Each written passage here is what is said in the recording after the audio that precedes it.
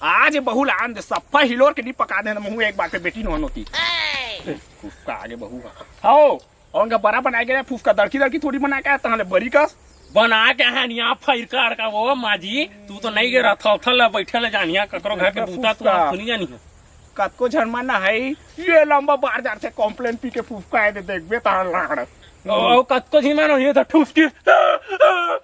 ए बहू कतको झिमान कहा था वो नहीं पर ठुसकी गाड़ा थे जमा गोटल खा के तोला तू नहीं कहा था जी तूला नहीं कहा था वो तूला नहीं कहा था और कतको झरमाना फूफका कैसे साग भात ना रांधे तो एक दाना मिठाई ना सिठाए फूफका वो इसने से नून पानी एक एक बार